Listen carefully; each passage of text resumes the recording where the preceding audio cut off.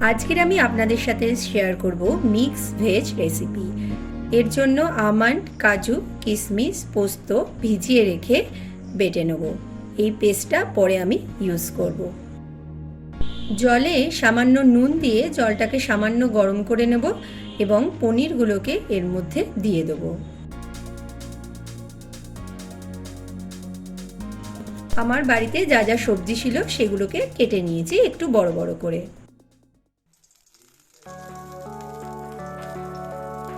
তারপর কড়াইয়ে সর্ষের তেল দিয়ে দিয়েছি আর সবজিগুলো দিয়ে ভালো করে ভেজে নিয়েছি। এরপর পনিরগুলোকে গরম জল থেকে তুলে একটুখানি রেখে দিয়ে তারপর এই মিক্স ভেজের সাথে মিশিয়ে দেব। এর আগে পনিরগুলো কখনো ভাজবো না। ভালো করে ভাজা হয়ে গেলে তার মধ্যে দুধ দিয়ে দেব।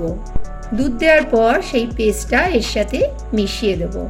সামান্য হোমমেড গরম মশলা এর উপর থেকে ছড়িয়ে দেব এবং ঢাকা দিয়ে এটিকে আমি রান্না করব। 10-15 মিনিট পর সবজি একদম সিদ্ধ হয়ে যাবে, এটা একদম রেডি হয়ে যাবে। এরপর উপর থেকে ঘি আর নারকেল কোড়া দিয়ে দিলেই আপনার মিক্স ভেজ একদম রেডি। এই রান্নায় অন্য কোনো মশলা পড়বে না, নুন চিনি আমি ভাজার সময় দিয়ে দিয়েছিলাম।